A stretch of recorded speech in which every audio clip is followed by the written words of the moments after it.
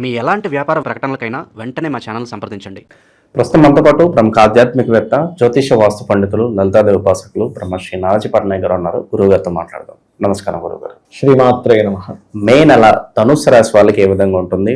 విద్యాపరంగా, ఆరోగ్యపరంగా, వ్యాపారాల పరంగా ఓవరాల్గా అన్ని విభాగాలు తెలియజేయండి. రాస్యాధిపతి అయినటువంటి గురువు సప్తమ స్థానంలో ఉన్నాడు.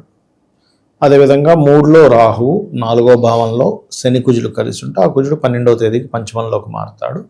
పంచమ స్థానంలో రవి, బుధుడు, ఈయన 6వ స్థానంలోకి 14వ తేదీ నుంచి మారుతున్నాడు. 14 నుంచి 6లో ఉండే శుక్రుడు సప్తమంలో ఉండే గురువుతో కలుస్తాడు. ఇక భాగ్యంలో కేతు. చంద్రుడు అయితే 12 రాసులు తిరుగుతుంటాడు, మనకు తెలిసింది, ఒకరోజు ఒక దగ్గర ఉండడు. ఈ గ్రహస్థితిని అనుసరించి వీరికి ఎలా ఉండబోతుంది, ఏ దేవత ఆరాధన చేసుకోవాలి, ఎటువంటి విషయాల్లో ఈ 12 భావాల్లో జరిగే సంఘటనలు ఎలా ఉండబోతున్నాయి ఈ నెల అనేటువంటి అంశాలు చెప్తుంది నేనైనప్పటికీ చెప్పిస్తుంది సాక్షాత్ లలితా అమ్మవారిగా భావిస్తూ ఆ లలితాంబిక అమ్మవారి యొక్క అనుగ్రహం మీకు పరిపూర్ణంగా కలగాలని మనస్ఫూర్తిగా కోరుకుంటూ, ఇక్కడ ఈ ధనస్సు వారికి ఎప్పుడైతే రాస్యాధిపతి సప్తమ స్థానంలో ఉన్నాడో, ఇది ఒక రకంగా చెప్పాలంటే వ్యాపారాలకి, ఎవరితోనైనా పార్ట్నర్షిప్స్గా వస్తుంటారు, అలా పార్ట్నర్షిప్గా వచ్చేటువంటి విషయాలకి మరియు వివాహ సంబంధించినటువంటి అంశాలకి అనుకూలంగా ఉంటుంది. అయితే ఇది ఎప్పటి నుంచి ఎక్కువ అనుకూలంగా ఉంటుందంటే 3-4 వారాలు మరింత అనుకూలంగా ఉంటాయి మే మాసంలో. ఎందుకంటే శుక్రుడు కూడా వచ్చి చేరుతున్నాడుగా.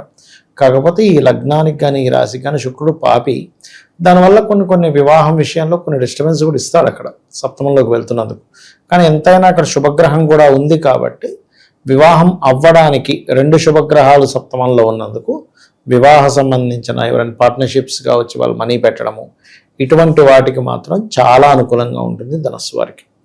ఇక వీరికి ధన విషయంలో ప్రధానంగా వీరు మనీని ఏదైనా ఒక ప్రాపర్టీలో ఇన్వెస్ట్మెంట్ చేసేటప్పుడు, లేదా ఫ్యాక్టరీస్, లేదా కోర్స్ నేర్చుకోవడానికి ఇన్వెస్ట్మెంట్ చేసే విషయాల్లో చాలా జాగ్రత్తగా ఉండాలి.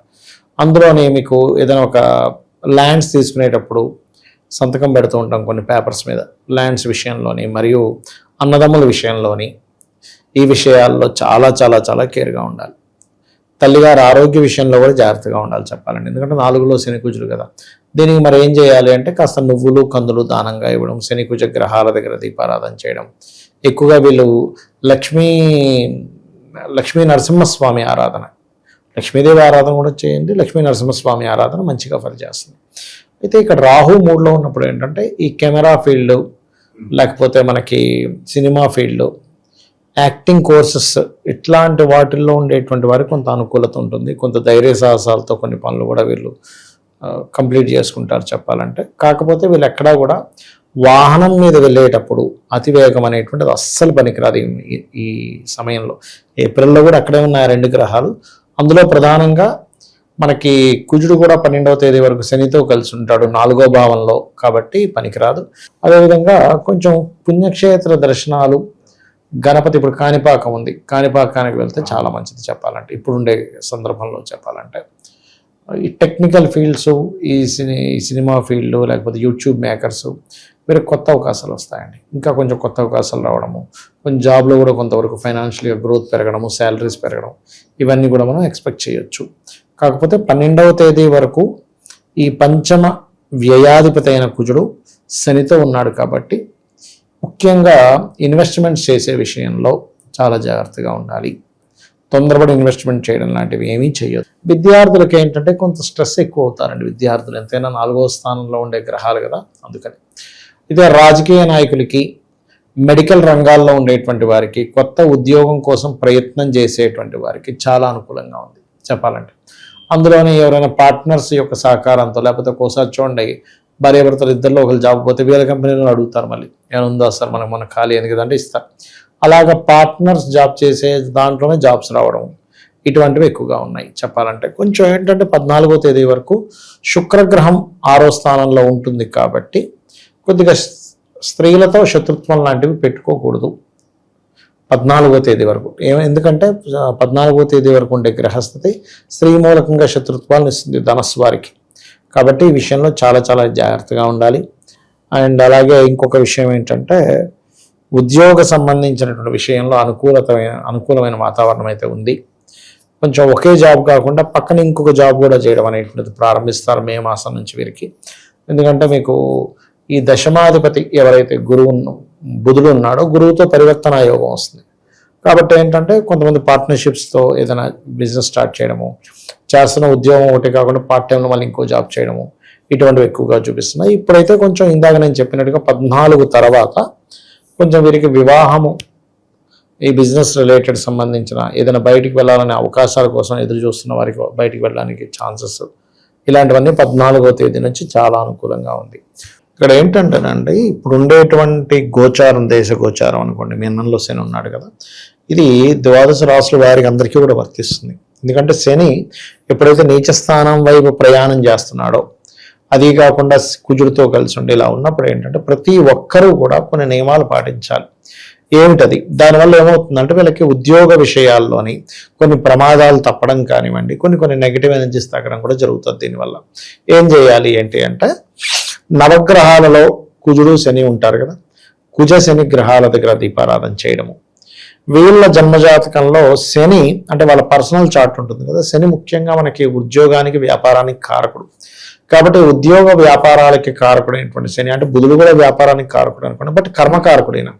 కాబట్టి ఈ గ్రహం ఏ గ్రహాల చేత కలిసిందో చూడాలి మెయిన్గా. కొంతమందికి ఏంటంటే పాపగ్రహంతో, అంటే మామూలుగా కుజుడు కేతుతో కలిసి ఉంటే న్యాచురల్గానే ఇబ్బంది ఉంటుంది. కానీ అలా కాకుండా ఒక్కోసారి నీచపడ్డ గ్రహంతో ఉంటాయి, నీచపడ్డ బుధుడితో, నీచపడ్డ చంద్రుడితో, నీచపడ్డ గురువుతో, ఏ గ్రహంతో కలిసిందో ఆ గ్రహాన్ని కూడా చేసుకుంటూ ఉన్నట్లయితే వీళ్ళకి బాగుంటుంది. అయితే ఎవరికైనా ఉద్యోగంలో ఎదుగుదల లేదు అన్నప్పుడు ఓం మాణిక్య మకుటాకార జానుద్వయ విరాజితాయే నమః. ఇది ఎవరైతే ప్రతిరోజు 45 నిమిషాలు చేస్తారో, ఒక్క 40 రోజులు గడిచేసరికి వీళ్ళు చెప్తారు, ఎలాంటివి క్లియర్ అవుతాయి చెప్తా చూడండి. ఉద్యోగానికి వెళ్తున్నామండి కానీ సాటిస్ఫాక్షన్ లేదంటారు చూసారా, ఉత్సాహంగా వెళ్తాడు అక్కడి నుంచి. ఉద్యోగం వెళ్తున్నానండి కానీ అక్కడ ఉండే చుట్టుపక్కల అందరూ నెగిటివ్ పీపులే, ఎప్పుడు నేను కొంచెం ఖాళీగా కనబడితే నన్ను తట్టుకోలేరు, నాకు కొంచెం ప్రమోషన్ వస్తుంది అనుకుంటే నన్ను తట్టుకోలేరు, అలా ఉందండి పరిస్థితి అంటూ ఉంటారు. అటువంటి వాటికి కూడా ఈ మంత్రం పనిచేస్తుంది బ్రహ్మాండంగా. అది అలాగే కాస్త గోవులకి బెల్లం తినిపించడము. ఇంట్లో ముఖ్యంగా ఈ ఉద్యోగ సంబంధించినటువంటి విషయంలో ఎవరికైనా మాటికి ఇబ్బంది జరుగుతుంది అంటే దక్షిణ భాగం పాడైందని అర్థం. అంటే సౌత్ సెంటర్లో ఎవరికైనా బాత్రూమ్స్ ఉన్నాయనుకోండి, అది ప్రమోషన్స్ని, ఉద్యోగాన్ని ఇచ్చేటువంటి ప్రదేశం.